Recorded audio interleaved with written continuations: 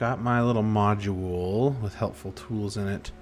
However, I need a different campaign. I just realized. Crap. Hold on. Forgot. We need my generic campaign. What did I call it? Chef tools. That's the one.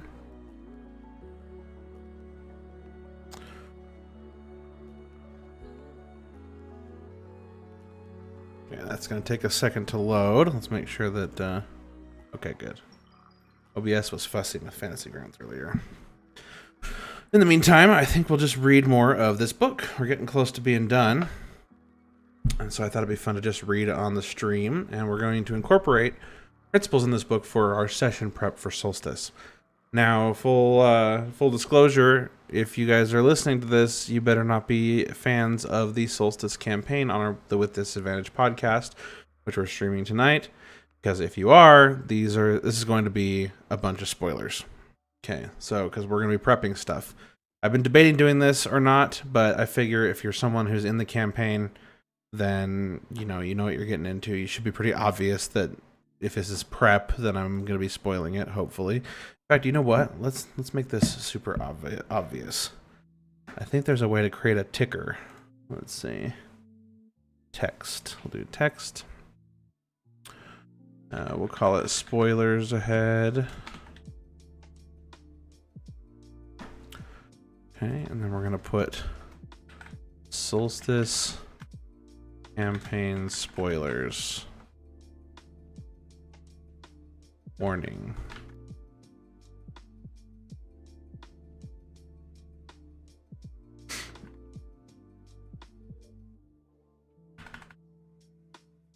Okay. And then we're going to decrease the size.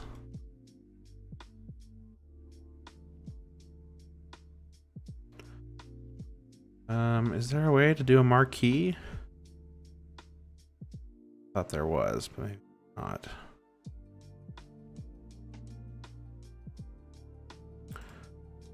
Top outline. Oh, cool. Okay, let's do the outline. Opacity and the outline color would be black. Is there an outline width? Yeah. Nice. Actually try out 10. Which 6 looks good. Then the background color will make like red. Oh wait. Oh no, there is no background. The text color.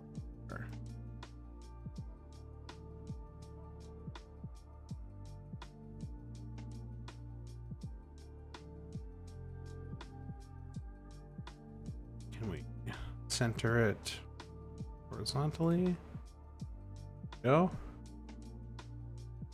Okay. I think that's good. Now there's no question. You come in here, there's definitely spoilers. Okay. Maybe we'll make that. Let me change this one more time. I think we'll make the text. Oh, what? Make the text like yellow. There we go. I like that. That works. The red just kind of didn't stand out with the D&D logo. That's better. Okay. So what I want to do in here is I've got all this campaign prep stuff. So Chev tools and then campaign prep. I got a session prep checklist, overall campaign preparation checklist. And today we're kind of just going to go over most of it. But let's see, how many chapters do I have left in this book here? Go to, we're on like 26 or something.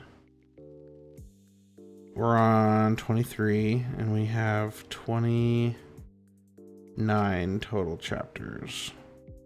Probably 28 because 29 seems like just closing thoughts from the author. Okay, cool. Yeah, this book's been great. It's called the Return of the Lazy Dungeon Master. In fact, I will go ahead and snip it out. Amazon Return of the Lazy Dungeon Master. We'll go ahead and put a link to that somewhere.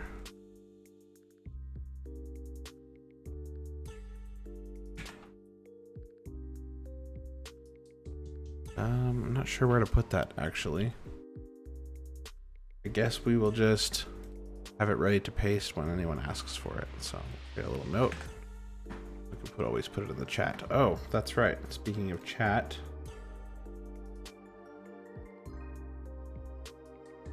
Whoa, hello. What's going on over here?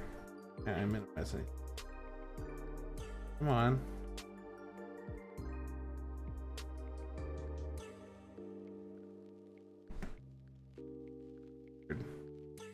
Gotta restart the Restream chat app.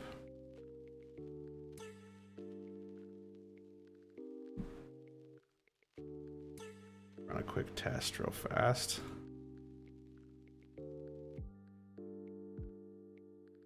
Live stream. There we are.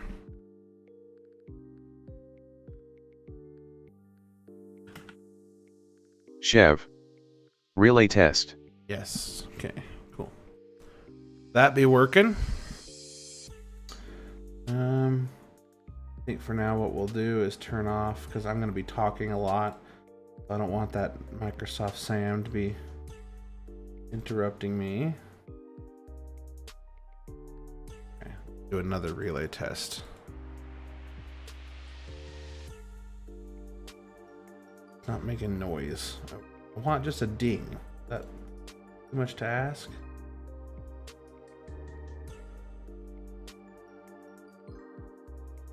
Oh, you can have it stop reading nicknames. That's good. But apparently it's too much to ask that I get like a ding or something. What can we do? We could just do... Fine. We'll just leave it. We'll just have it not read the nicknames. That works. Oh, my eyes are stinging today. I don't know why. Allergies. It's like late allergy season this year. Okay, so the last notes that I took for session prep was the select magical item rewards, I believe. Okay, and then, oh, we need to open up read.amazon.com. Pop open the book.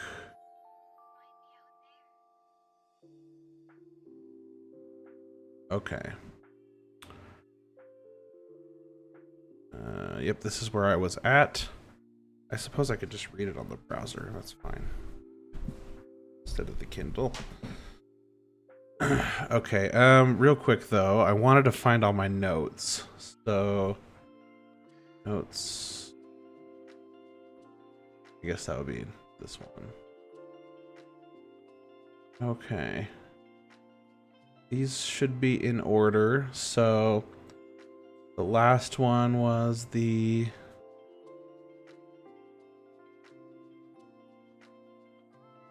reskinning.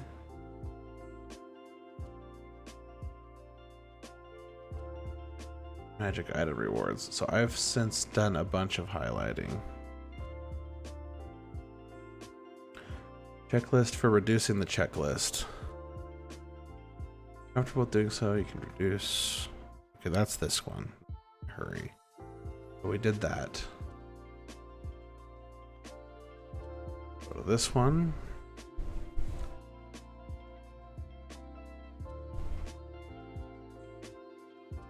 Handouts, printed poster maps. Oh yeah, some of these I deliberately left out of this module because they're useful, but they're not useful for my Fantasy Grounds prep. Okay, let's try reskinning. Grab into something new.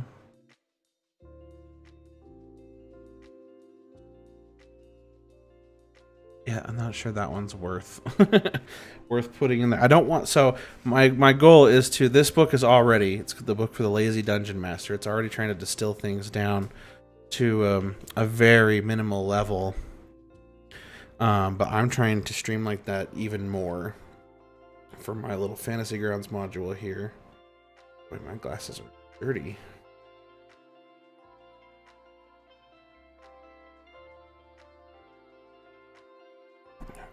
I need one of these microfiber cloths.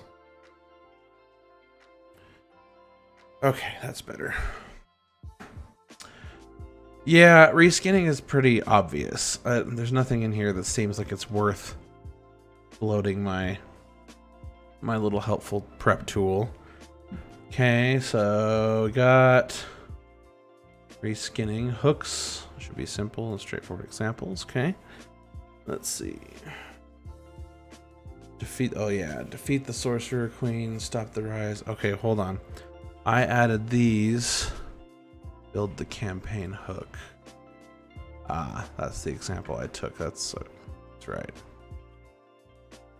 6 truths. Did we do the 6 truths? We did. Okay, and then define fronts. Okay, so we did those.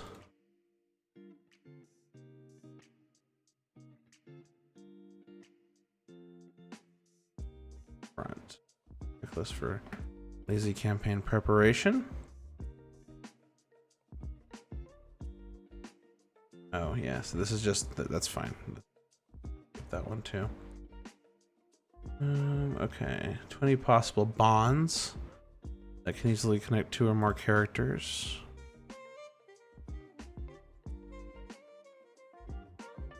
Shaped with apprentice of.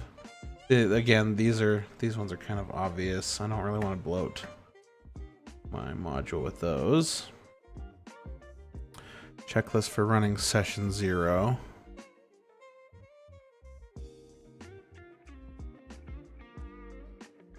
This one's a good one to probably include. Let's see here.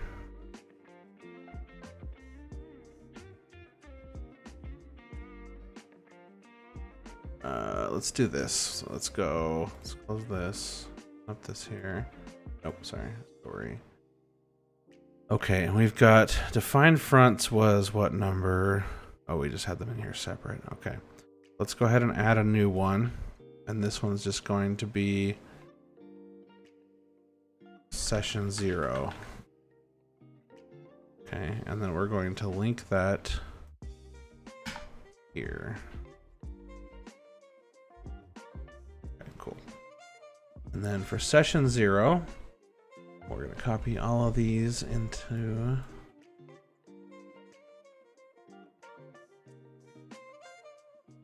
I forget. Pain. Shoot. That's right.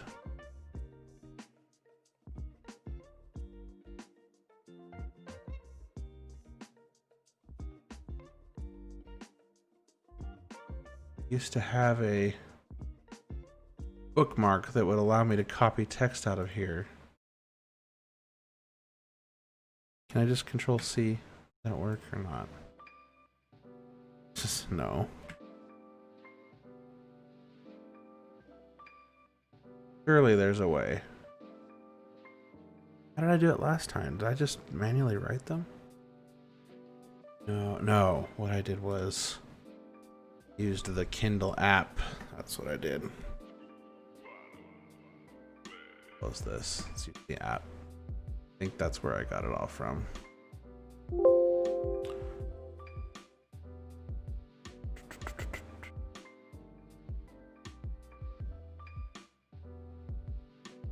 Flashcards. Session 0. There it is. Okay, let's bigger.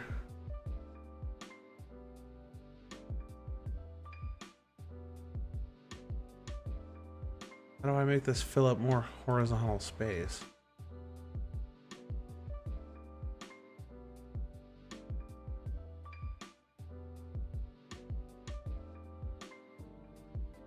Oh, just gonna break it up into 2.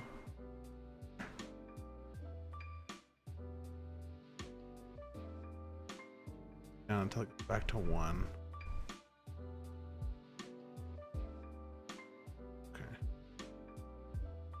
do. That's a little easier on the eyes right now. My eyes are bothering me. Okay. So we got to highlight characters to 20 plus. No, we don't want the bonds. Where's the... We're at. There we are. Checklist for session 0. Ah, got it. Right.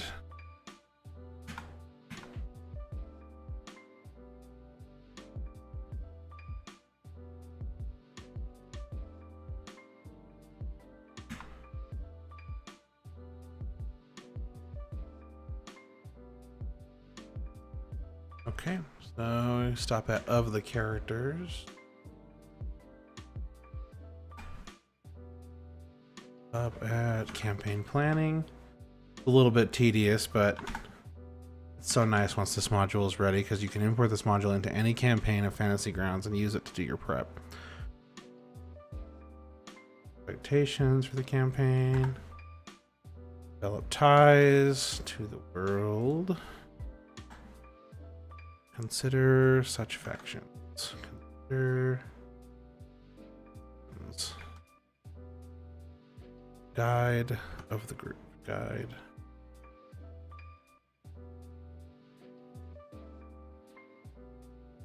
Run a quick. All right, we're good. Got that one in there. What other highlights did I have?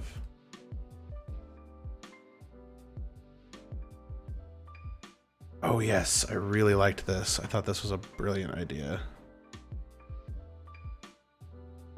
Oh wait, can I just... Do I even need to highlight that? Can I just highlight? Yep, cool.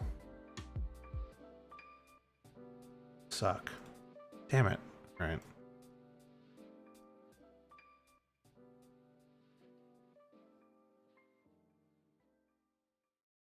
Okay. This isn't session prep anymore. Session 0 is their campaign prep. This is more of a... I guess it still belongs in campaign prep because it's something that applies to every session.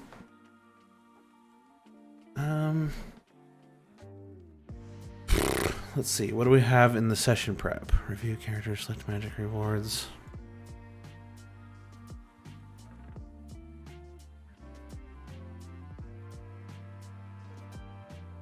What's our next one? Group storytelling.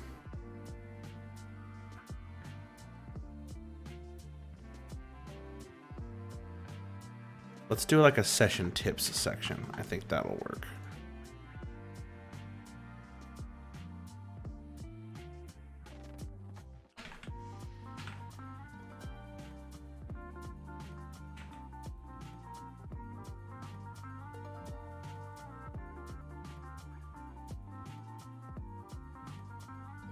No.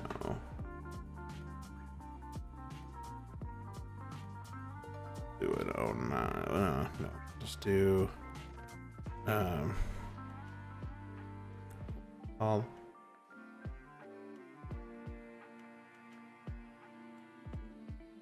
Have players do. Just call it session recap. Last session recap. Paste this in there. Previous session. Okay.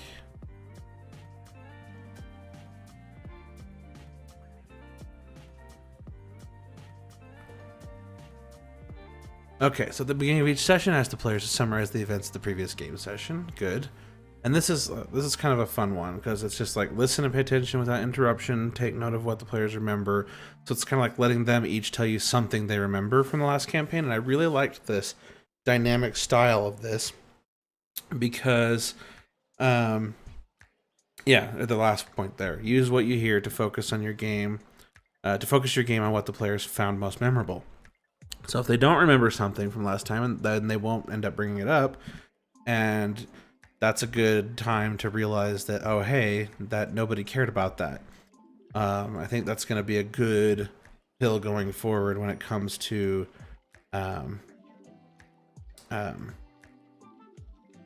the backstories of the characters in Solstice, because we did those one-on-one sessions with each person, and they didn't quite go as cool as I wanted them to be, and I don't think they were very memorable. That's the other thing. All the players pretty much completely forgot as soon as they were out. Granted, they were in the middle of a fight when it happened, and so they basically had to come out and finish that fight. But then as soon as the fight was over, it was like they don't even remember going on this journey. So through their minds, and so I'm trying to think of how to make that a little bit better. So I'm gonna take notes of things I want to bring up today in my session prep. Oh, I gotta do that in the Solstice campaign. Right, let's finish this first then. Last session recap.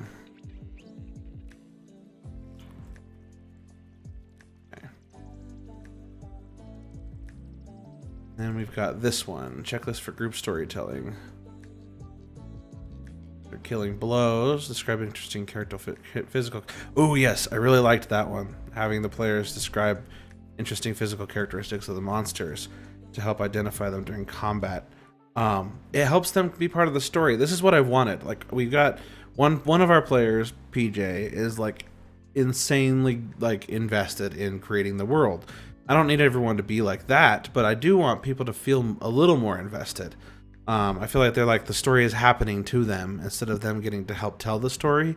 And this book has some really good pointers on how to help our players do that. Ask players to describe interesting details of locations they visit. Yep, so when they go to a new location, ask players to describe. Okay, so group storytelling. Let's get a highlight here. Okay, copy. And then close that. We're in a new one here called group storytelling.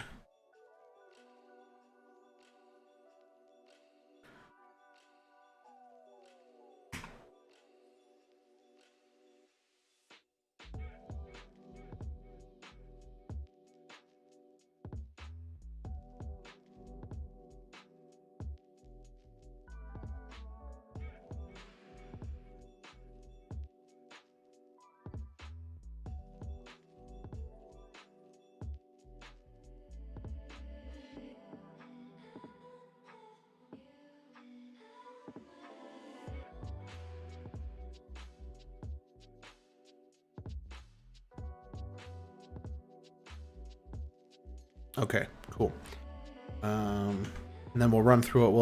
We'll export this module and then we'll run through them all and use this stuff to actually prep Solstice. But for now, I just want to make sure I collect all the notes I've got so far that I didn't have in here already. Group storytelling, ask the players to summarize. Checklist for running NPCs. Put yourself in the mind of the NPC. Don't worry about building out lots of NPC traits ahead of time. Yeah. Okay. Copy that one. Create a running NPCs.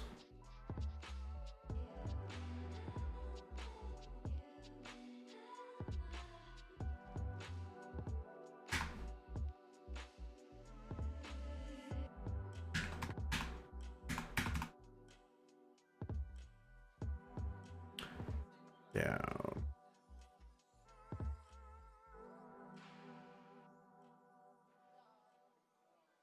Any of these have more than one sentence? No.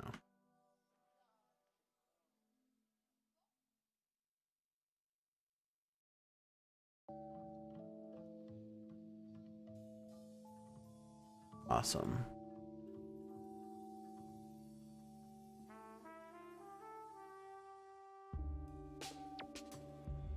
Okay. Checklist for building scenes and situations. Monsters and NPCs fill out locations and roles as the world. I mean, that's kind of an obvious, but it's super short too. Nah, I don't want to worry about that one right now. Like, that one doesn't seem like it really needs to fit in here, as we already have a bunch of stuff to go in and cover.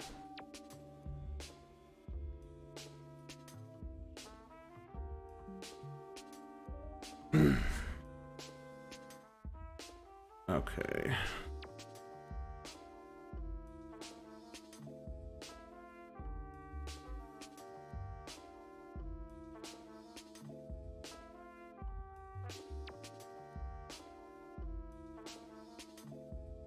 Oops. That in there.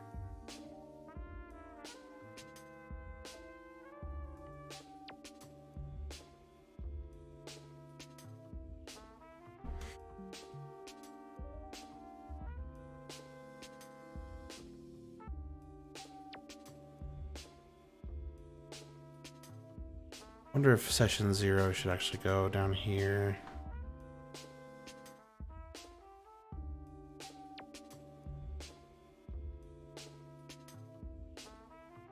Probably makes more sense.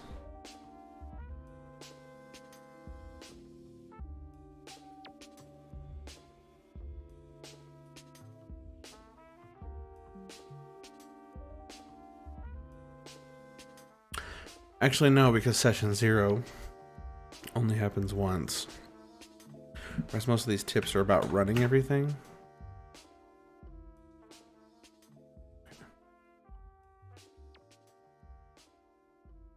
My allergy pill kicks in soon. My eyes are killing me.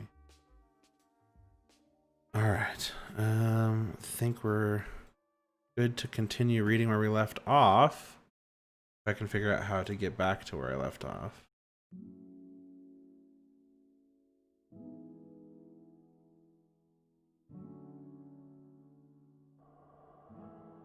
We're in 3. Okay, that's right. And I was about to read about the theater of the mind.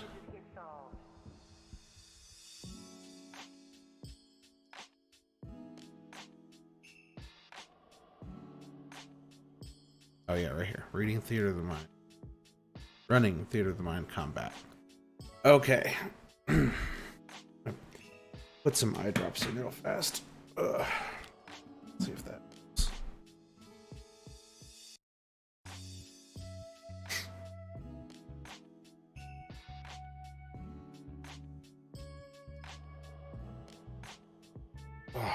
I hope so. I was fine until I sat down to stream, of course. That's when my eyes decided to go nuts. Tissue here.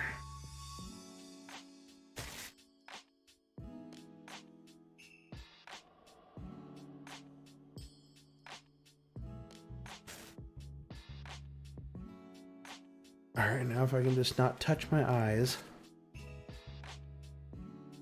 that will help a lot. Okay. Alright, so, fully descriptive theater of the mind style combat focuses on the core interaction between GMs and players. GMs describe the situation and the environment. Players describe what they want their characters to do, and the GM adjudicates the results. This is the mode of core interaction for the whole game already. As such, you can simply keep this style of play going even when you switch from NPC interaction or exploration into combat. Combat in the theater of the mind flows right into the rest of the story. Just as you're describing scenes of NPC interaction and exploration, you can describe how a battle plays out. Narrative combat also doesn't require any special materials.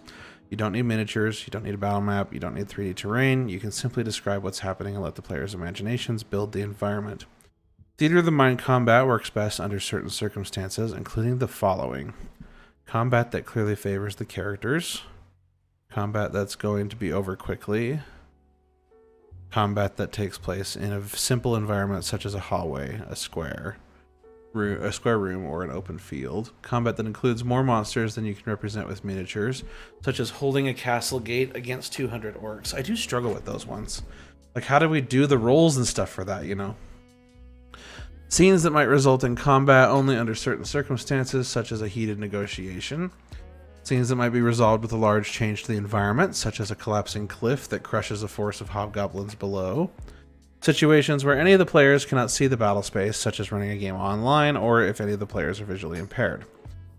No matter what the circumstances, though, running Theater of the Mind combat requires trust. The players must trust that you will adjudicate fairly. What does that word mean? I thought I knew what it meant. Make a formal judgment or decision. Okay. And you need to maintain that trust. You should discuss how combat works with the players before running a Theater of the Mind battle, explaining how you'll be handling movement, range, positions, cover, and the number of creatures that will fall within an area of attack. The Sly Flourish website contains a detailed guide to narrative Theater of the Mind combat, referenced in the references and additional reading section at the end of this book. Yeah, tactical gridded combat. Whether it's big boss fight or a battle with many different types of monsters in a complicated environment, running combat on a 5 foot per square grid gives everyone a better understanding of the situation and the character's tactical options. Though the cost for miniatures and terrain can be significant, tactical gridded combat can be a great way to draw players even deeper into the game. This is my wife. If she was to play, we have to use this stuff because she's got aphantasia. She can't picture things in her head. She doesn't have a theater in her mind. It's weird. I've encountered some more people who've had aphantasia since her, but it's always it's like trying to understand. It's like the people who ask a blind person, "What does a blind person see?" And they're like, "Nothing." I'm like, "Well, do you see black?" "No, I see nothing," and you just can't comprehend it. Kind of how I feel when I ask her about, like, well, what do you imagine? Nothing. Well, what do you mean nothing? You know. Let's see. Gridded battles work best in the following situations: combat that includes a number of different types of monsters, combat in a complicated but mostly horizontal environment. Hold on, adjust my screen here. I realize I'm constantly looking upward and it's driving me nuts. Okay. Combat that poses a strong challenge to the characters. Boss battles with lots of potential environmental options. Any battle where the details of movement, range, and size of areas of effect can have a big impact on the outcome. One reason to not choose gridded combat is simply because you find yourself in a situation where the players don't trust you as a GM. Combat should never be a contest between you and the players. You must earn the players' trust even if you run a more tactically focused game, but when you use a gridded map in tactical combat, there's a risk that you go from being the facilitator of the story to being an adversary of the players. A game that focuses too much on tactics can easily go from collaborative storytelling to an opposed miniatures war game if you're not careful. Interesting, I never even would have thought of it that way. While running tactical gridded encounters, don't be afraid to remind yourself that you are a fan of the heroes. You can put difficult challenges in the way of the characters, but your goal is to watch them do awesome things. It's easy to forget this sometimes when you are buried in the minutia, of combat rules and 5 foot squares. Amen to that. I've definitely been in some campaigns where that was a thing. Where it felt like the DM was just trying to attack us. A hybrid approach, the abstract map. A third option, this is probably going to be my style. This is how I play stuff a lot of the time. A third option bridges the gap between fully narrative Theater of the Mind combat and fully gridded combat, the abstract map. This approach isn't new. In fact, GMs have used this style of combat for as long as people have been playing RPGs. When you use an abstract map, you draw pictures of the encounter environment, but reinforce to the players that it isn't drawn to scale. The abstract map shows the environment and the relative position of the characters and the monsters. It shows what's close by, what's far away, who can see what, which combatants are close enough to attack each other, etc. Abstract maps work best in the following circumstances. The battle benefits from everyone seeing the environment. The general locations of characters and monsters are important. The characters and monsters' specific positions, speeds, distances, and ranges for the attack are not that important. A number of different types of monsters are part of the battle, and miniatures, a map, or 3D terrain will add to the fun of the game. Abstract maps give you the benefit of everyone being able to see the same battle space without getting buried in the minutia of rules involved in fighting on a grid. This style still requires that the players trust you and must adjudicate fairly. As it does with Theater of the Mind combat, this style of play works best in scenarios that default in favor of the characters. As with Theater of the Mind combat, you should describe to the players how a battle on an abstract map will work before combat begins. Two things that are important to define on an abstract map are how far characters can go with a move, and how many creatures can be targeted by area of effects. using the right tool for the job. As a lazy dungeon master, you hold no allegiance to one style of play over another. You adapt, you learn, you get better, you use whatever tools make your game easier to prepare, easier to run, and more fun for you and the players.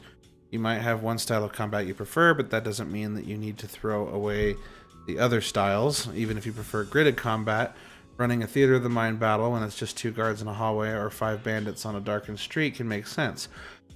Excuse me. Like a golfer choosing the right club for the right shot, you let the situation inspire what tools you use.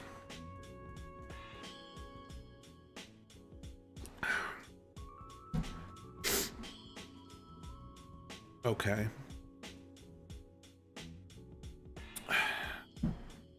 This one's another one. See, I can't decide because I'm making this module for not just me, but at the same time, this is kind of just personal preference.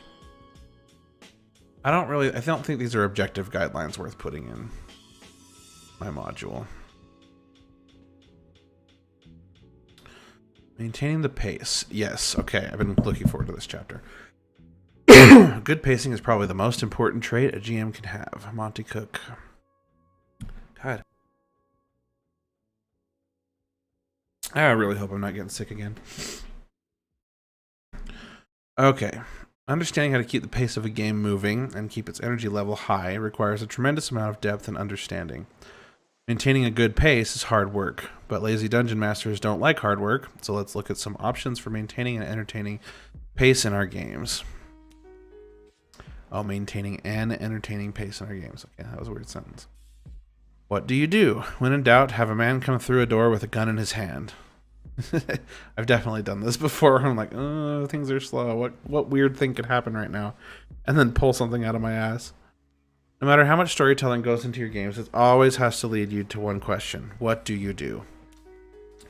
As with a strong start, you want to keep each scene of your game as close to the action as you can. How often you say the words, what do you do, shows you how close you are to the actions of the characters. If you have a sense that you've been talking for a long while without having said what do you do, it means that you haven't been putting the characters into the middle of the story. They've just been observers. This is a hard balance to strike. It's easy to narrate the things that happen in the world to the players, but it's far more important that you put situations in front of the characters and let them act. The actions of the characters make games come to life. It's up to you to build the environment and set the stage quickly so that the characters can do things.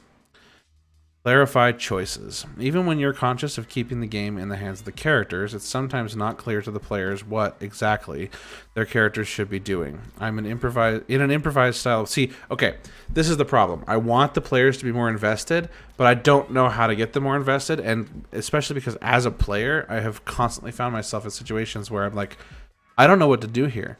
In fact, the last session of Lumiere, where I play a character named Rum, who is this barbarian who believes he's a wizard. And for half of that session, it was all like scholarly discussion by Anenra, the warlock, and I didn't know what to say. Like, Rum really had no input, and so he ended up just being quiet, which I think is what he would have done. So that's what I ended up doing. But yeah, it was like half the session where he was quiet, whereas other sessions, I almost felt like I dominated the session. So, I mean, it's not a bad thing necessarily. I was like thinking everything that was happening. I was thinking, what would Rum do? What would Rum do? And it was always just, I don't think he would do anything. I think he would just defer to the people who know what they're talking about, because he's kind of a big, dumb barbarian. So it's like when we're just like walking around the college talking about theories about supernatural beings, Rum's just kind of like, what? So he just kind of defers to them. Okay, so even when you're conscious of keeping the game in the hands of the characters, it's sometimes not clear to the players what exactly their characters should be doing. In an improvised style of play, the players define their own quests and goals based on what happens in the world. But that doesn't mean you can't help clarify those quests and goals. When the pace of the game starts to flag, you can help pick it up again by clarifying the character's existing choices. I do this. I'm at least pretty cognizant about that, about saying, oh, you have, there's a few things you could consider. You might reiterate long-term quests that have fallen to the wayside, remind the players of villains they've forgotten about, or restate the character's overall goal when they enter a dungeon.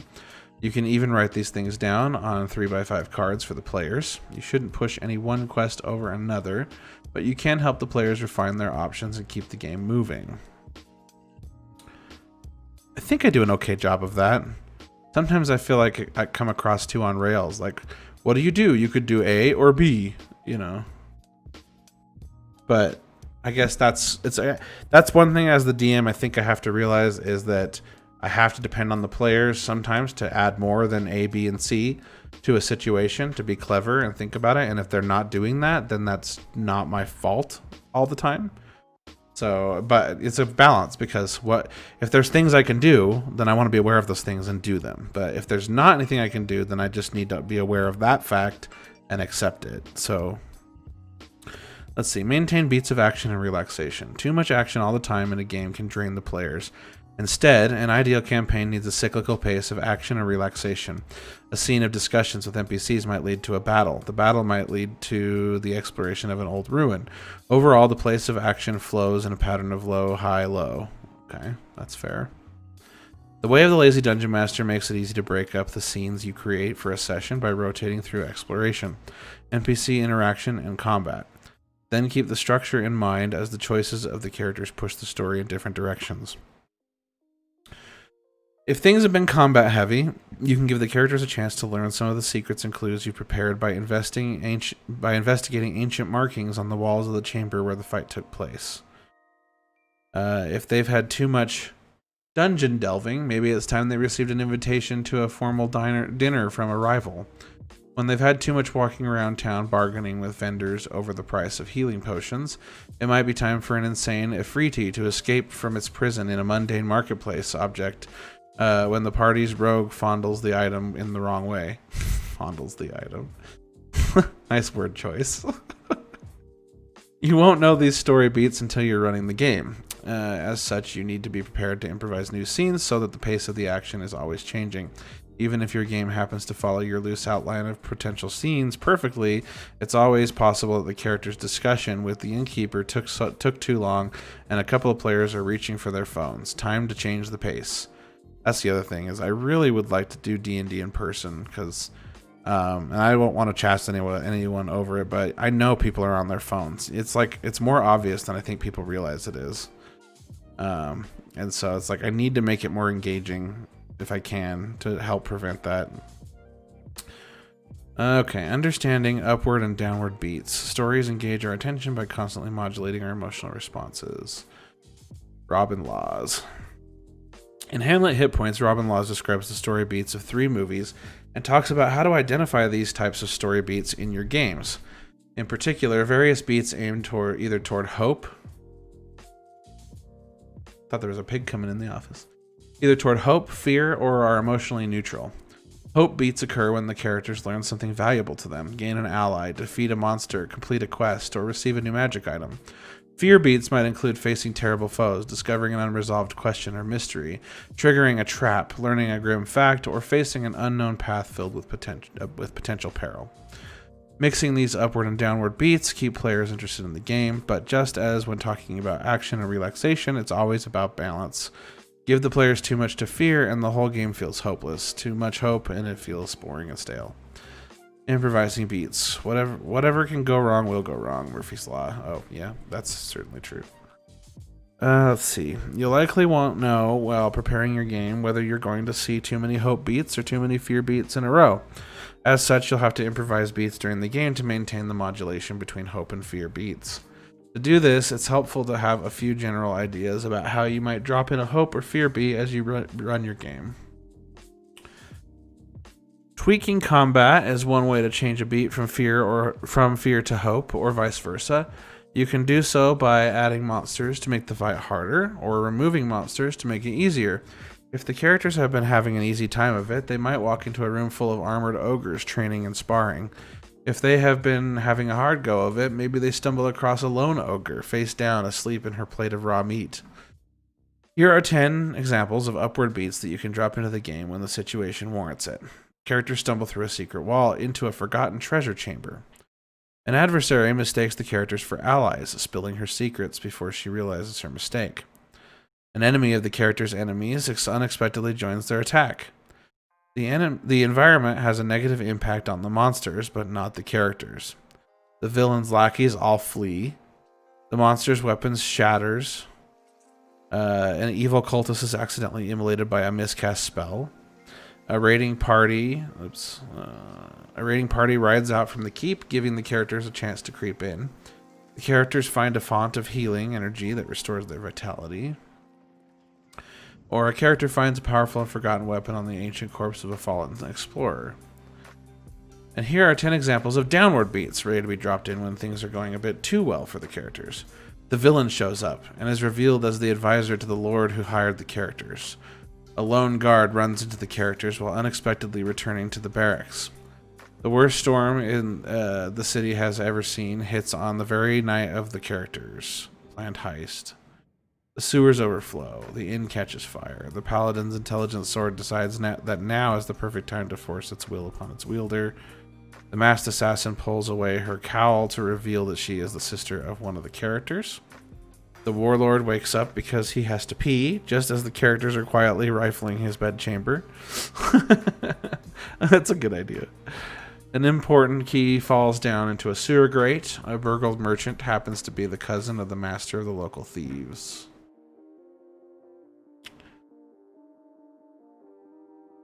Clarify the choices and options that can inspire decisions, rotate through exploration.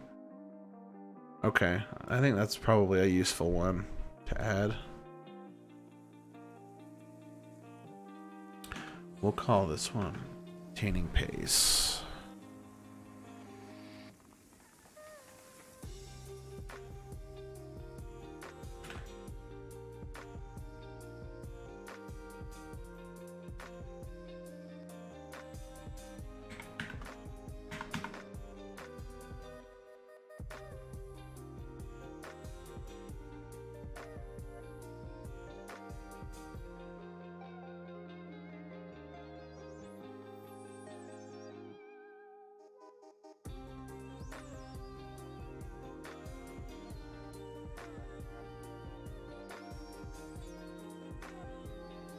Okay, that was a weird one. I think this is a typo. I think this is supposed to be a bullet point on another line. That's why there's a weird asterisk there. Yeah, that is definitely a typo. Okay. All right, and then we'll drop that one here into the session tips. Cool. I need to use the bathroom, so I'll be right back.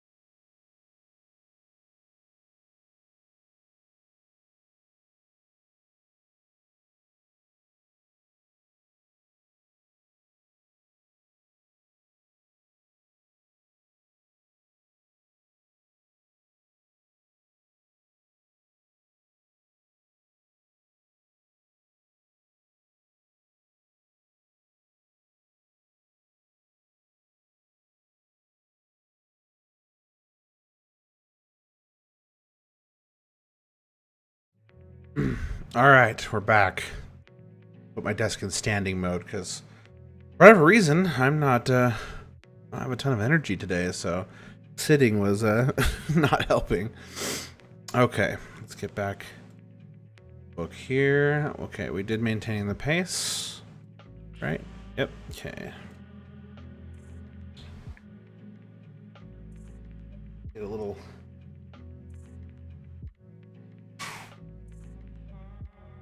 Breeze going on. Apologies if there's background noise, but it's hot in here, so we're just gonna deal. It's a casual stream anyway.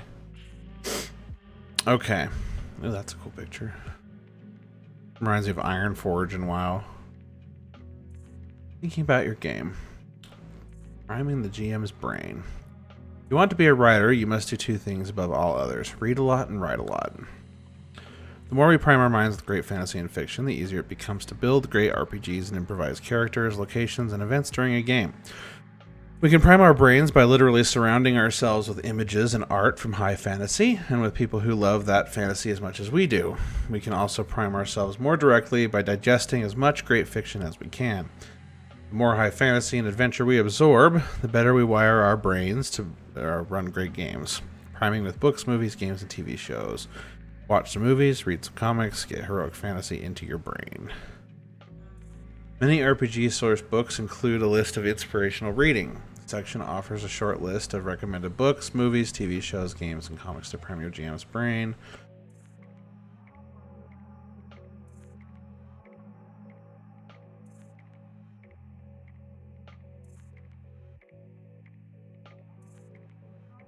Take a walk. We live in an always connected world these days. In many ways, these connections have greatly enriched people's lives. Though articles and posts often speak to the contrary, people are objectively smarter when joined to their smartphone than when those devices aren't in hand. By the same token, connectivity to the RPG hive mind across Facebook, Twitter, YouTube, Twitch, and numerous other social networks has made many people better GMs. The more you keep your mind open to the ideas of other GMs, the greater your own skills become. This constant connectivity comes at a cost, though. Your ability to conduct deep thought can easily disappear when you're constantly chasing the next mobile distraction. So if you can find the time, take a 30-minute walk every day without checking your phone and without interruption. If you're having trouble figuring out where to take this time, you might try to do it first thing in the morning or to sneak away at lunch. Wherever you find them, you can use these 30 minutes to really think about your game, and you might even get a little healthier in the process. That's some good advice. Not worth putting in the book, though, or in the module. GM brain exercises. This one might be a good one. Let's actually read this one. This one might be a good one. We don't often think about what we think about. We do, however, have some control over where we put our minds, and shifting our thoughts can change how we approach our games. As with the rest of the ideas in this book, we want to get the most bang for our buck, even when we're just letting our brains go to work. It's not enough to just think about the game, though. What parts of the game should we be thinking about? What angle should we be taking? Considering that any game can go off in just about any direction when it's run at the table, trying to think about where a game will go isn't helpful. So instead, we want to think about the aspects of the game we can control. In other words, think about the questions that are of high value to the game, and avoid questions whose answers don't have much to offer. Oops, there we go. God, my eyes. Why are they so bad today? Probably because it's It's so windy, it's bringing crap in the house.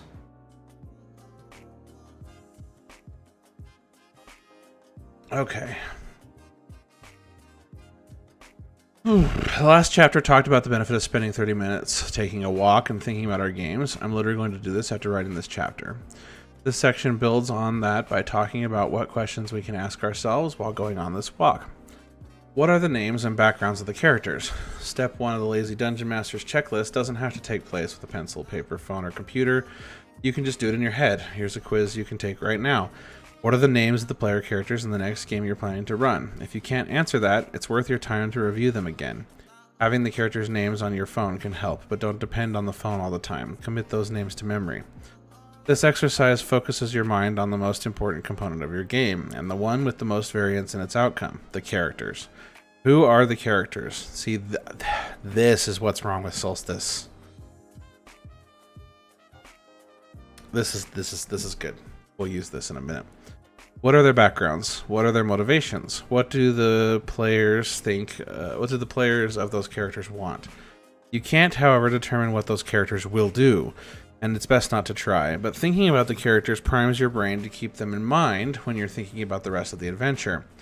What are the villains and NPCs doing right now? This is another area where we're a little deficient in Solstice. We've got a good idea of the world, but as far as the overarching plot, not necessarily so much. Assuming your campaign has one or more villains, that gives you a variable you can predict. Given the last actions of the characters, what are the villains doing in response? Maybe one or more of the villains don't actually know what the characters did, and that's okay. A villain can experience the fog of war just as the characters do, which means the villain has to act with incomplete information. You can also consider a villain's motivations. Why do they want to do what they're doing? In each villain's mind, what makes them think they're right? Few villains actually think that they're the antagonists in their own story. Well-realized villains always think they're justified in their actions, and the best-realized villains actually are justified. You can also put yourself in the metaphorical shoes of other important NPCs in the campaign. Main quest givers, faction leaders, and other important secondary characters have their own lives going on, while the characters are out doing stuff. The off-screen actions of those NPCs might have repercussions for the story, and spending some of your brain power to consider those actions pays off when you're prepping and running your game. Thinking through the eyes of your villains and NPCs is a fun exercise, and one that helps you keep the game world focused and alive. What fronts are on the move? As a tool for campaign building, you develop 3 fronts, and I want to do this today. The NPCs and events that are the campaign's major motivators. For each front, you identified goals and 3 indicators of progress. The front's grim portents. These fronts continually move and shift. As part of your GM brain exercise, ask yourself which fronts are on the move, and think about how they might change the game world. Running through the Lazy Dungeon Master's checklist. As your final potential brain exercise, you can simply look back at the Lazy Dungeon Master's checklist. Though the list is designed so that you can sit down and write all that stuff out, you can also run through much of it in your head. Strong starts, potential scenes, street secrets and clues, fantastic locations, NPCs, monsters, and magic items. All of those are fine topics around which to focus your thoughts and ponder your game. Tips for conducting brain exercises. I think this one's a good one to keep.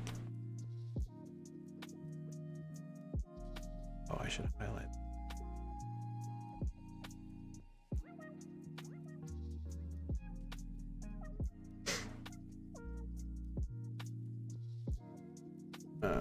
What were we calling that? Brain exercises.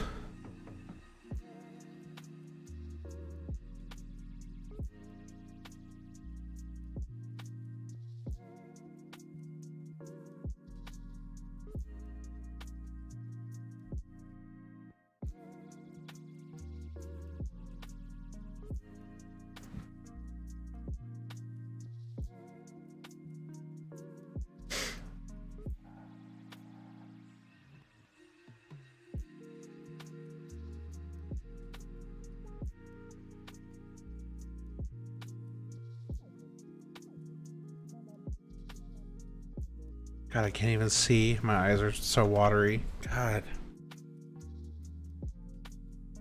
Here, I was gonna just wanted to enjoy streaming, and my eyes are falling out of my face.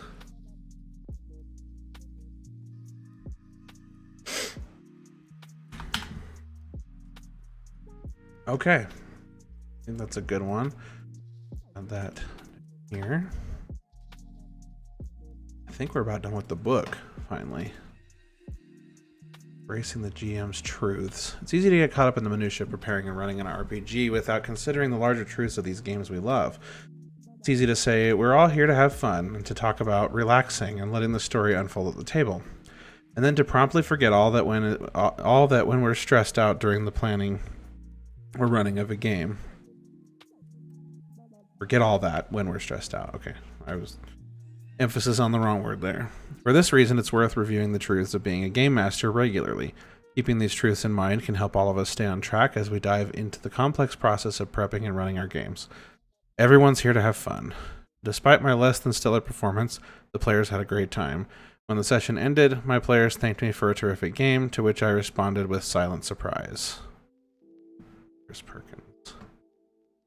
Everyone comes to a game to have fun. The definition of what fun means might vary from player to player, but remembering that core truth can help you remember that the players aren't showing up to make fun of you or to get pissed off or to critique your work. Like you, the players come to the game to have a few laughs and engage in some high adventure. It's worth your time to find out what kinds of fun each player enjoys. You can learn this most easily by simply asking them what they enjoy most in your games. You might get a shrug in response, and that's fine. The players don't have an obligation to think too deeply about what they like, about why they like RPGs. They just don't know that they do like. They just know that they do like them. And if that's the case, you don't have to think too deeply about it either. Then, players don't care as much as you think. That's a good one. I definitely worry about that a lot. It took one session as a DM for me to understand how little my players cared about all those details we missed. Yeah. As a GM, you can spend an enormous amount of time and energy thinking about preparing and running your games. So much so that it's easy to forget that the players might not have the same level of investment. This can have both positive and negative connotations. On the one hand, it can be disheartening to realize that this world you've spent so much time on just might not be that big of a deal to the players. That's a big one for me. I realized that early on, and it's like the first campaign I did, Echoverse, it didn't have a lot of investment. So I had about as much investment in that campaign as the players did. I mean, more than them a little bit because I had to prepare it. But really, I just flew by the seat of my pants, and but I'm not sure how much they actually enjoyed it or not. Everyone says they like Solstice better, which I put more time in, so that's good. But then there's sometimes when I'm just, when I get the feeling that people are on their phones and stuff, it's like maybe it's not as interesting as I thought it was. And that could be true. I'm hoping to refine some of that stuff today. On the other hand, it means you don't have to worry so much about getting everything right, and that's a powerful tool for you. It means that you can let some details slip or misinterpret a rule, and the game won't come crashing down. A lot of players have a relatively loose grip on the game as you run it, and you can maintain that same loose grip a lot of the time without hurting your game. Players want to see their characters do awesome things. More than anything else, players want to see their characters do awesome things. The story of the game will hopefully interest them, but the real fun of an RPG is being able to act within a fantastic world with an empowered character. The players want to feel like heroes, so everything you do, everything you prepare, everything you put in their way should be built to empower their characters to do awesome and heroic things. You are not the enemy. Be a fan of the characters. As a GM, you often see the world of the game through the eyes of your villains, but you are not the villains. Excuse me. Rather, you watch the characters act, then you watch the villains and the rest of the world react around them. Every session, you build a story out of the ethereal sands of nothingness. While the villains might want to destroy the world and kill the characters, you have different goals. You're not the competition, but in a game with a grid, miniatures, and heavy combat rules, it's easy to leave behind cooperative storytelling and become a competitor. You can become the player's enemy. You can secretly start to desire their demise. This is the reason why, that the first act of preparation on the Lazy Dungeon Master's checklist, as well as the first of the GM brain exercises, focuses on reviewing the characters. Doing so helps to break you of any potential sense of competition with the characters or the players. It reminds you to be a fan of the characters, always. I don't have a problem with that one. I've never... In fact, I almost think I'm too much of a fan of the characters sometimes. Because I keep trying to challenge them, but I keep just kind of dipping my toe in the water. I really need to throw something hard at them. I mean, the Dominion stuff was hard, and Audubon died, so I guess there's that. Players love breaking the game.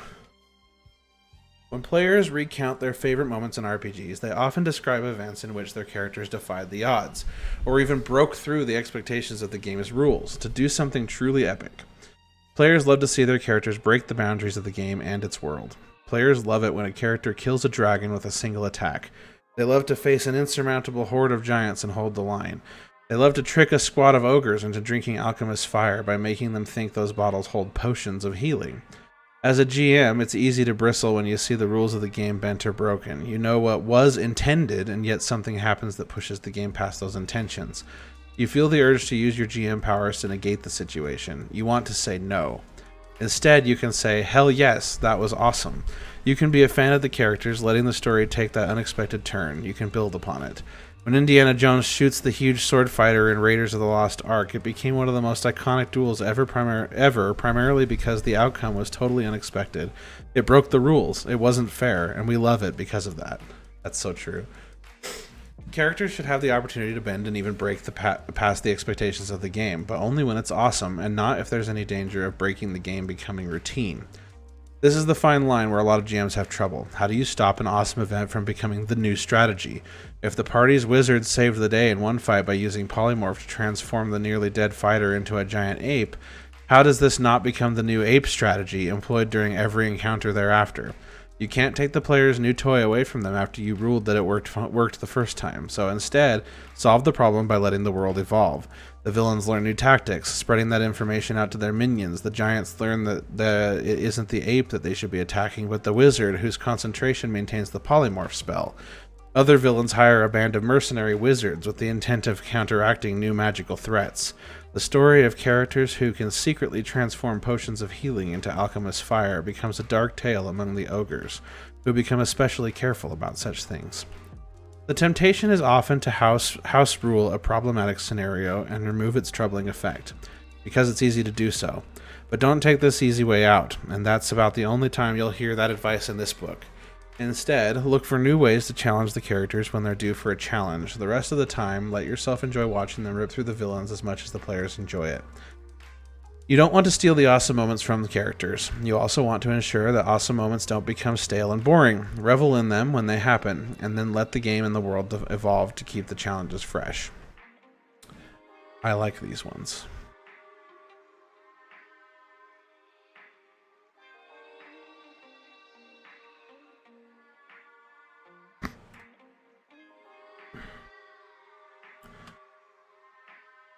Embracing the GM's truths.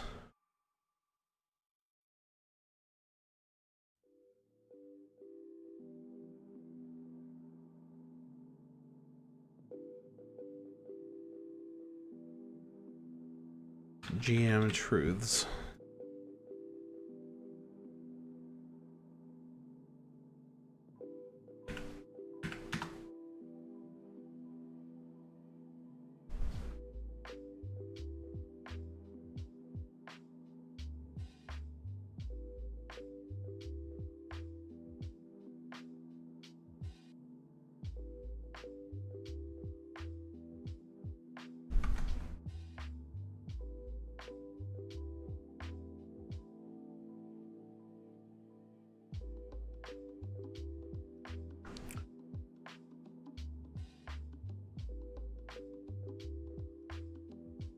Nice. All right. Let's see where we go from here. I think this is the last chapter.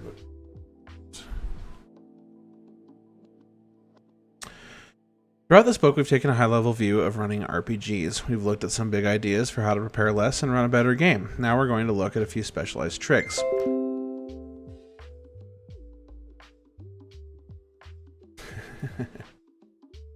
Gotta answer a text message real fast.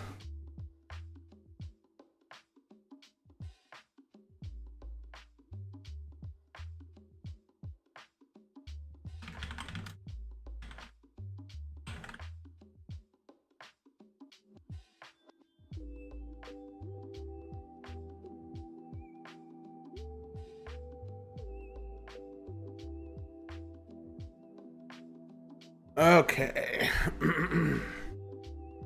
Throughout this book, we've taken a high-level view of running RPGs. We've looked into some big ideas for how to prepare less and run a better game. Now we're going to look at a few specialized tricks, a handful of small tips that can make your life easier without taking away from the game. You might not like some of these tricks. You might even hate some of them. That's perfectly fine. Each of these ideas can help make your game a little easier to run, but you might find that they take too much away from how you're used to playing. If you hate one of these ideas, skip it and check out the rest. If you hate them all, skip them all, and enjoy the game the way you like to play. But as with all the advice in this book, think about trying these tricks out just to see how they feel. Award levels instead of experience points. Awarding levels at appropriate times in the campaign story requires much less bookkeeping than calculating and tracking experience points from session to session. Likewise, letting the whole group level up at the same time, even if some characters have missed sessions, makes the whole campaign more manageable. This style of story-based advancement has actually become the default of many published Dungeons & Dragons adventures. What we do.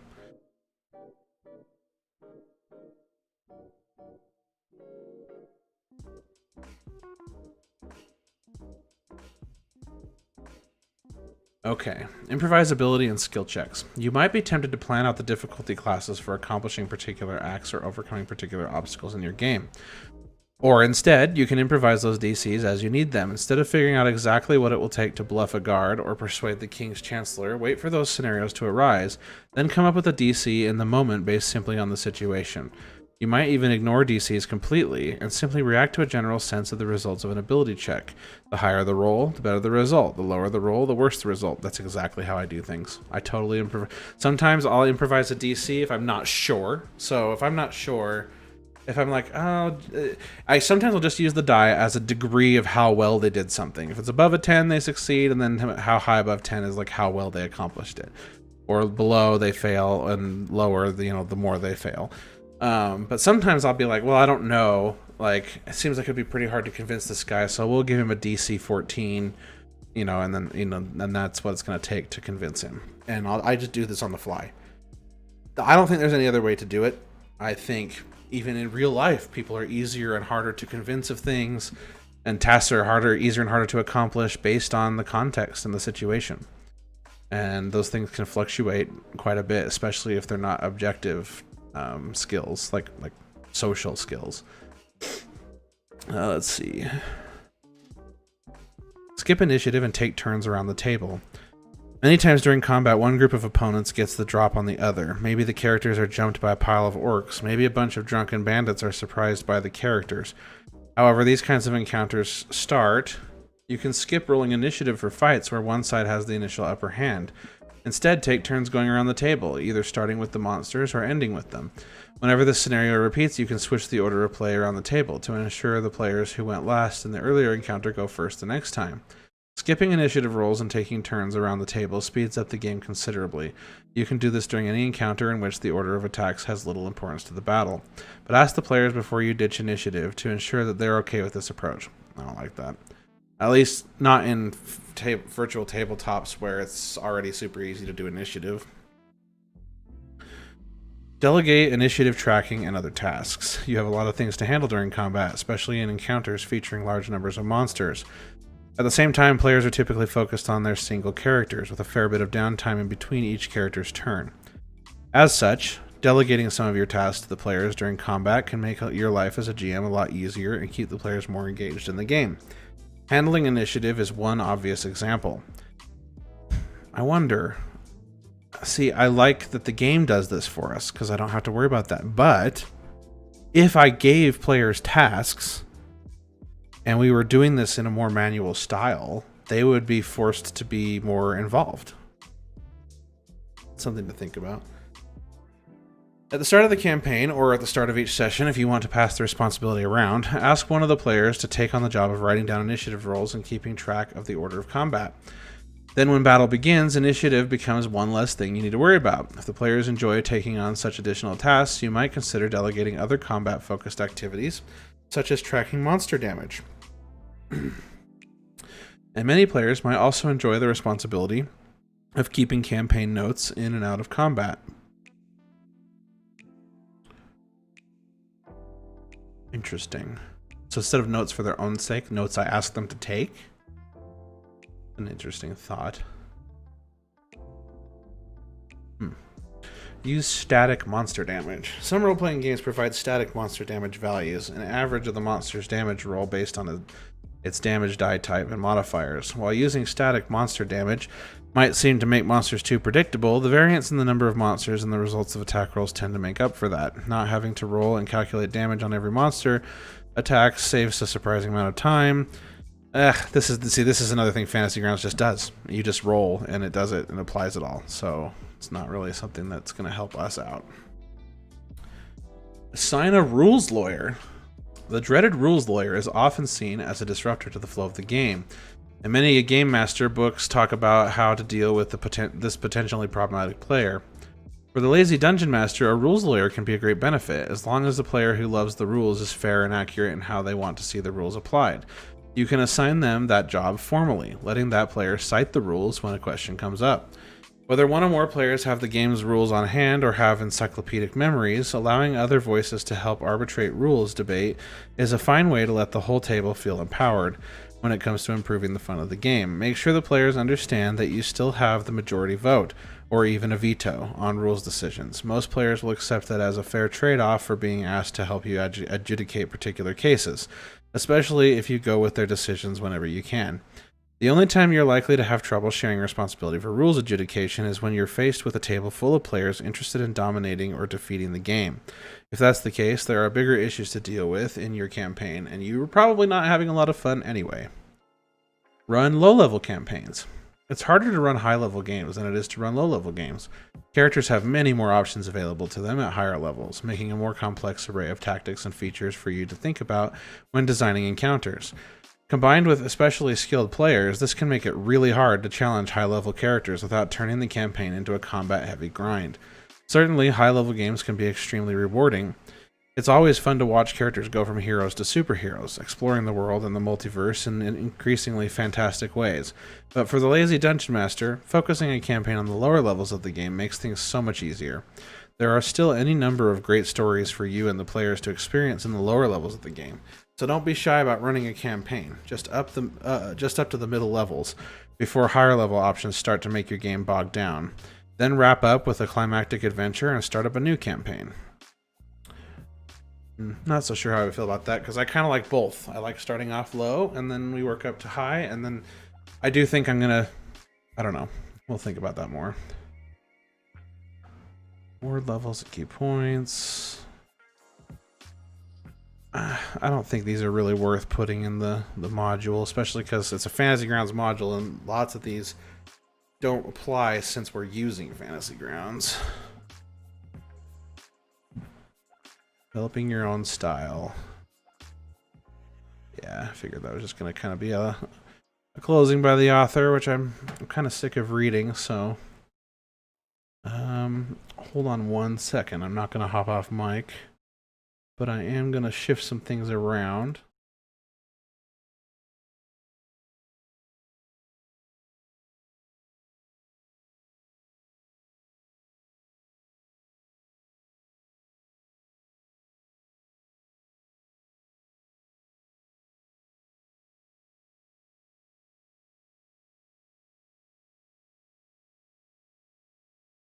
Okay, I am back. Okay, so we've got our module put together. Now we just have to export it.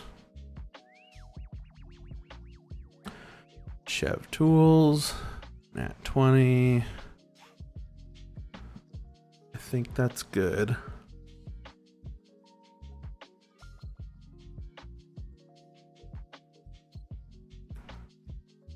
Okay, so we got to check the things that we care about.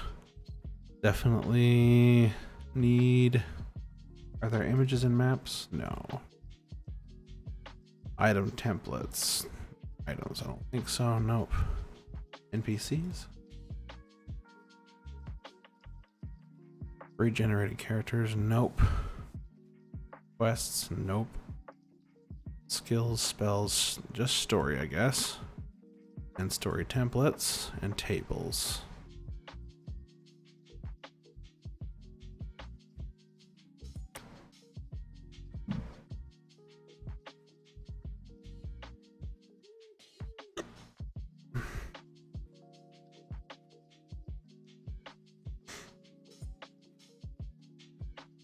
There is a sound. I'm changing the music. There is an instrument that is playing periodically in the background and making me think my animals are into something.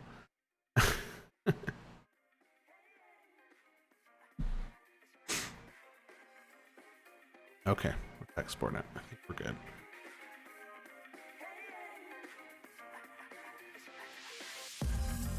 Okay, now we'll kill Fantasy Grounds. Found me a playlist of royalty-free music. Quite enjoy it, actually. And this way we can hopefully be able to broadcast it saved to YouTube and stuff without their service getting all butthurt about it. Okay. Solstice.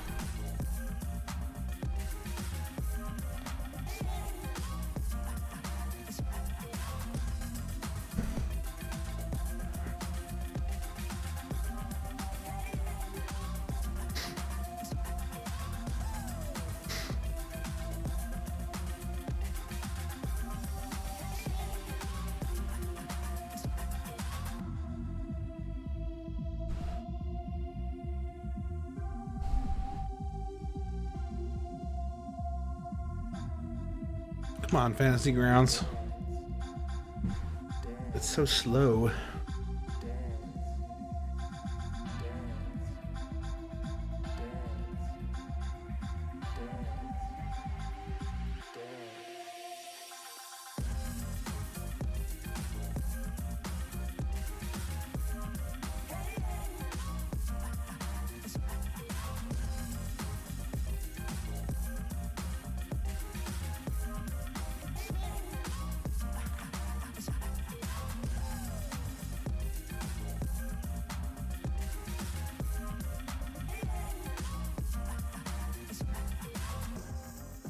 Okay. Story. Let's open up Chev Tools. And how does this look? Yay. Awesome. Conservation is the story of waste and how it can be prevented.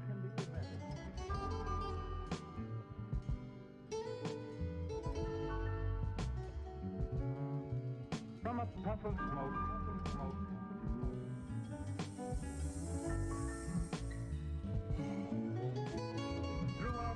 Okay. So I already did campaign prep, obviously. Let's actually turn the tunes down a tiny bit here. I did campaign prep in the beginning of the campaign, but I think it's time to revisit it a little bit and kind of just go through this checklist. So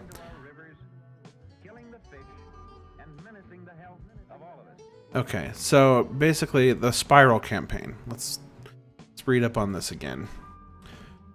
Spiral campaign development. It's a common method for world building. Using the campaign spiral, you build your campaign from the character's starting location, filling in the details of immediate interest to the characters and the players, or those that might come up in the next session. You don't worry about the details of the larger world because you have no idea where in the world that story is going to head.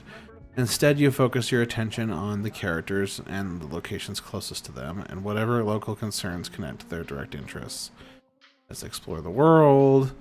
Your focus on the world spirals outward. The campaign spiral uses the Dungeon Master's checklist. You focus on what will hit the table. Okay, so yeah, so I get it, and that's what I've been doing. Like, the solar planes is the area I've been focusing on, and now I'm having to spiral out of the solar planes to get to other areas of Solstice. So that's not really, I think we're beyond that. That's already the strategy we're using. Campaign hook. Defeat the Sorcerer Queen. Stop the rise of the Demon Prince. Okay, this is where we have an issue. Campaign hooks should be simple, and I would like to have a few of them. But, let's see.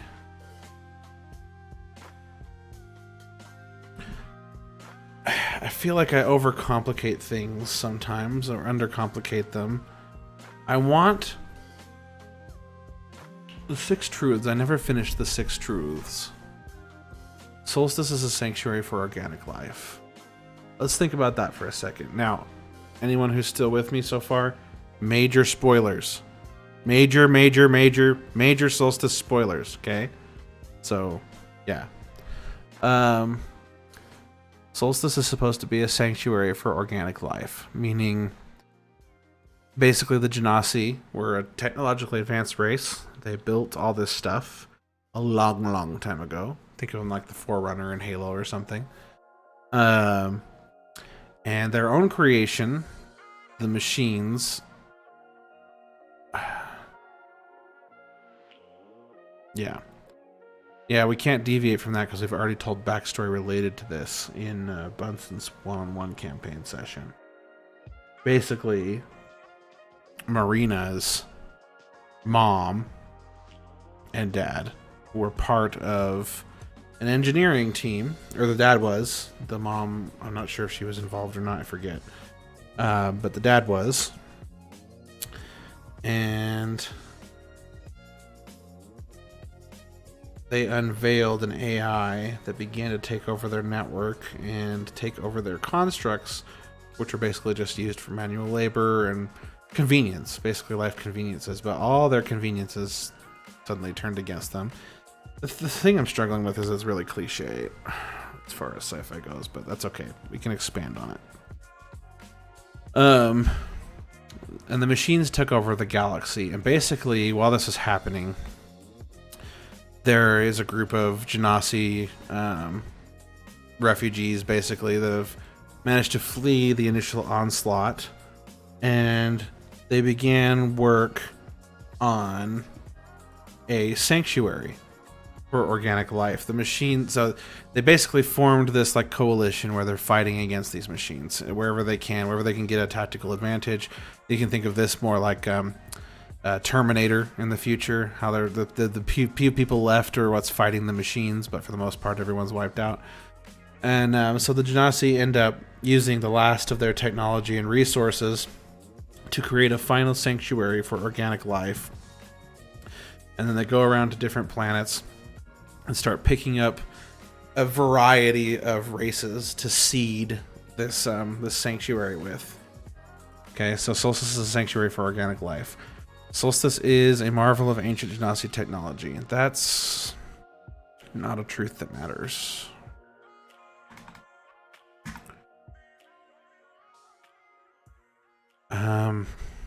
Another truth is we need to let's just get rid of all these. Okay. So the next truth about Solstice is that the cryptex are trying to infiltrate. Okay, so this is where I'm actually not sure what I'm doing. So the cryptex is basically what this AI calls itself, the cryptex. So is or are, I mean, it's kind of a nebulous term because it refers to all of them, or is it really even all of them, or is it just one? Is it a hive mind type of situation? The cryptex, let's just put cryptex is trying to assimilate all remaining Genasi technology and eliminate. It's definitely got a thing against organic life. And eliminate sentient organic life. Okay, so those are the two big truths so far. And Solstice is a giant... Solstice is a sanctuary for organic life. An impossibly huge Dyson sphere around a unique star.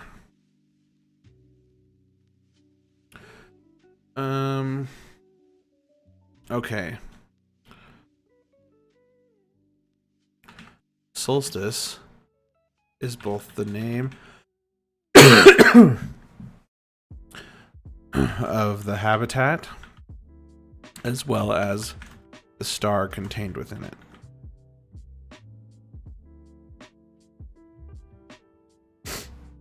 Okay. Is that a good truth? Probably not, huh? 6 fundamental truths about the campaign. All life within Solstice was transplanted there by the Genasi.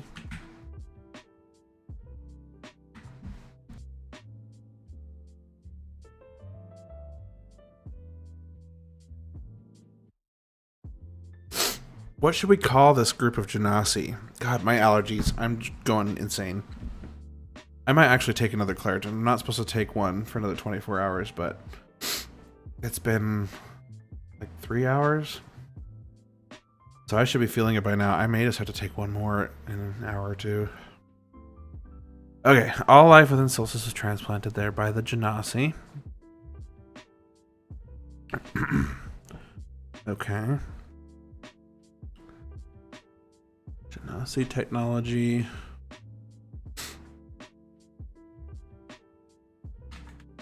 Okay, so here's the thing. I definitely know that Piratash, who's been appearing to the party, is being controlled by someone. And now I haven't decided if that's Cryptex actually having discovered Solstice and trying to take over it, not being able to get inside. So it's just basically the AI is trying to tap into Solstice systems and take advantage of things, and it's discovered a few things about these people and that they believe in this god Piratesh, so it's assumed her image. And trying to use the players to do their bidding. Now, there's one other truth we can go right now. Beck, Marina's ancestor.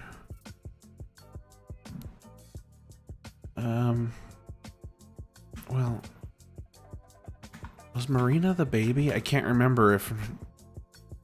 Oh, because that's right. That's her name before, because she doesn't know her actual name. Okay. So, Beck is her dad, basically. And Beck was killed in Benson's flashback, in Marina's flashback. And I'm trying to decide how... So he's somehow in the system. Every single one-on-one campaign had some example of the AI... Okay, that's right. And then I gave Violet a pendant, a magnetic pendant that temporarily froze the AI so that they could escape. So Beck exists as code, and I haven't fleshed all this out because it hasn't mattered to the players yet. But Beck basically is, and I think it's time to start revealing some of this. Beck needs to show himself. So the players have been talking to Piratesh. Piratesh gave them a disc, told them, hey, take this disc with this code I've put on it and run around and help the citizens of Solstice so that they don't perish, because the systems are ancient and they're starting to break down and fall apart. Yeah. And so they're headed over to basically fix like weather anomalies and all sorts of stuff that are happening now. And this code's supposed to help, but really the code is supposed to be a virus that is unlocking systems and giving control to Piratesh, to Cryptex. And Cryptex is slowly gaining access to Solstice. Its ultimate goal being to gain access to Solstice to harness the power of this unique star, the Solstice star. And that star is basically the scientific basis behind all magic in Solstice. The energy, the solar energy, Solaris energy, that's what we called it. The Solaris energy that the Genasi use to power their technology that's generated by this star is highly unique and contains very unique properties. And so I just feel like the villain is kind of like, why does the villain want power?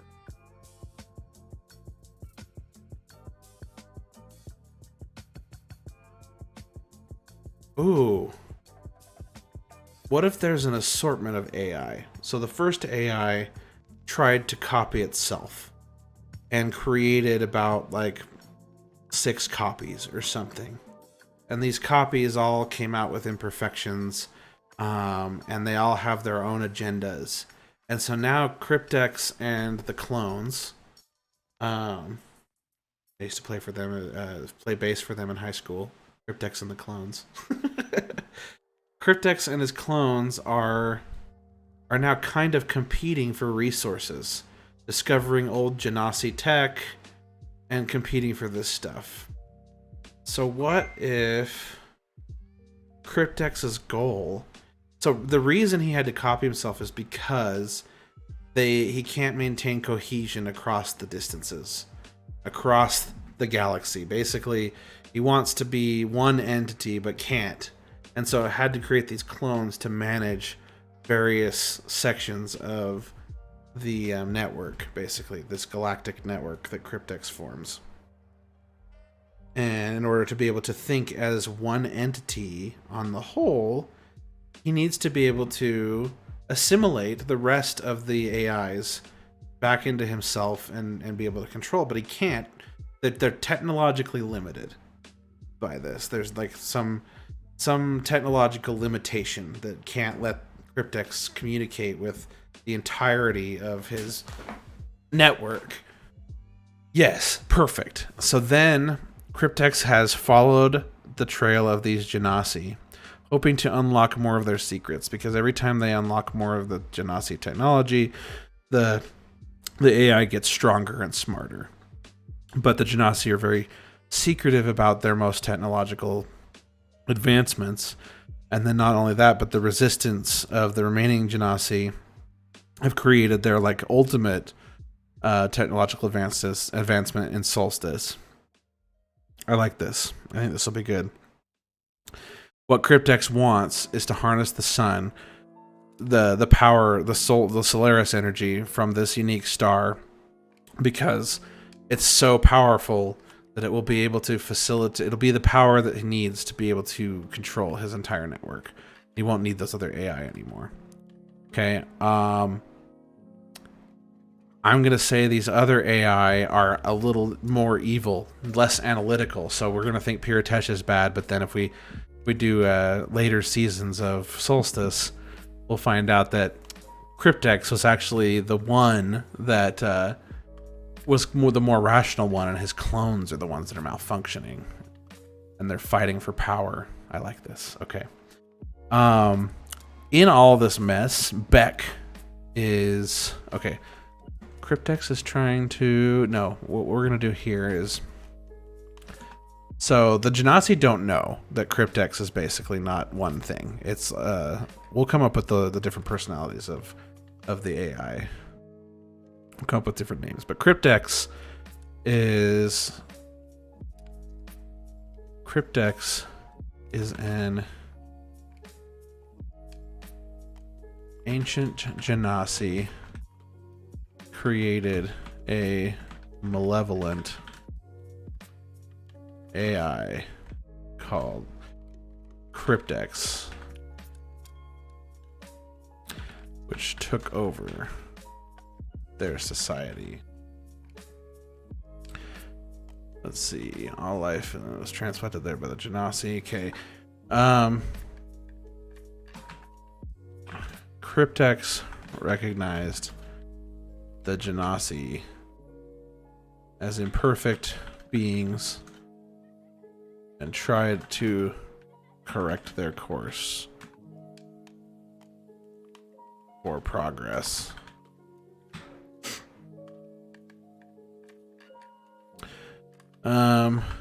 Cryptex expanded too far.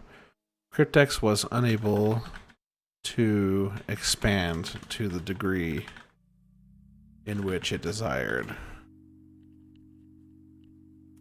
due to technical limitation. And now Cryptex desires or hopes to harness... Okay, wait, hold on. Due to technical limitation, and was forced to attempt to copy itself into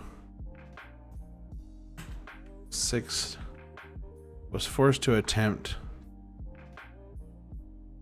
make copies of itself. We'll just do that. We'll worry about the logistics later. To maintain control across the entire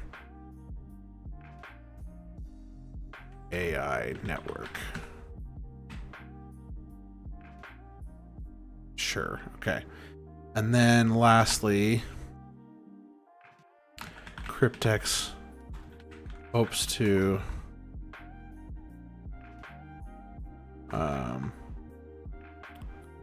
harness the Solstice star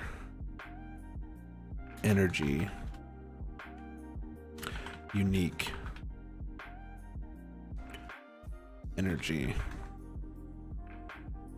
in order to take full control over its network and eliminate the flawed Cryptex clones. Forced to make copies of itself in order to maintain control across the entire network. But the copies were not perfect and are now vying. Is vying the word I'm looking for? Well, that's not very helpful.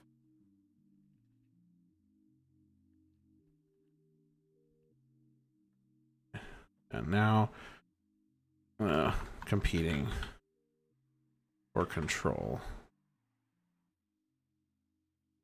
themselves with their own unique motivations.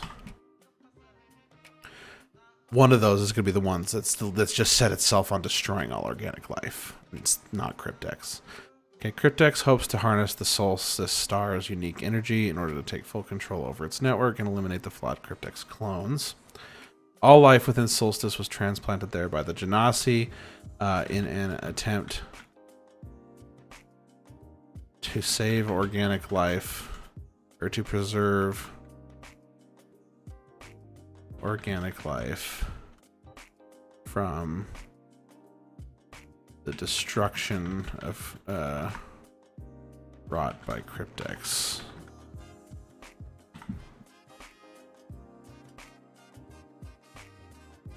Okay. And they're not going to know though that most of the destruction was caused by one of these Cryptex clones. Okay, and then the last truth, 1, 2, 3, 4, 5, 6. I mean, I can do more than 6. Solstice is a sanctuary for organic life and a possibly huge Dyson sphere around a unique star.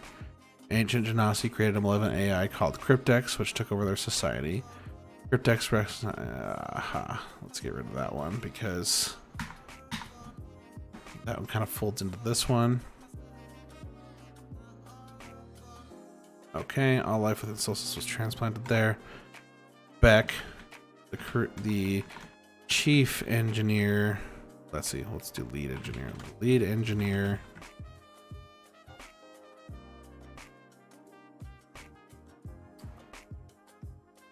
A team that created the light brain, Cryptex.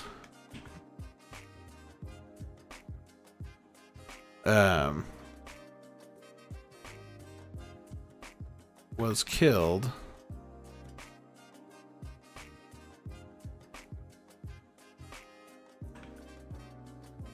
but not before he was able to encode his neurons into a prototype light brain. He has since been existing. Let's see, his consciousness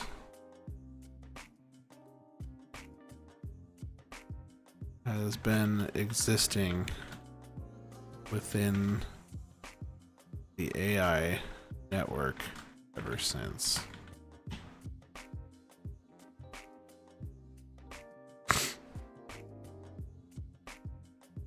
Okay. So I think it's time for them to meet Beck. So far they have not. So okay, so it's either time for them to meet Beck or it's time for them to at least meet evidence of Beck, I should say. Or it's time for them to discover that Piratesh. They already have suspicions of her, but maybe it's time to finally reveal those suspicions, like that Piritesh is really out here to manipulate them.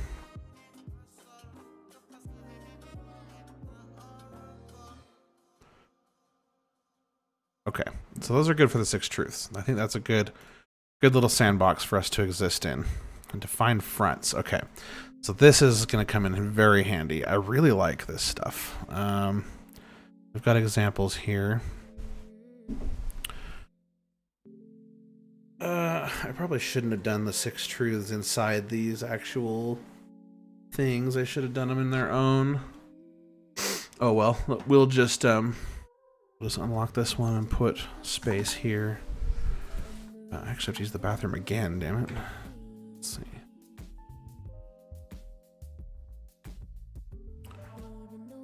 Solstice truths.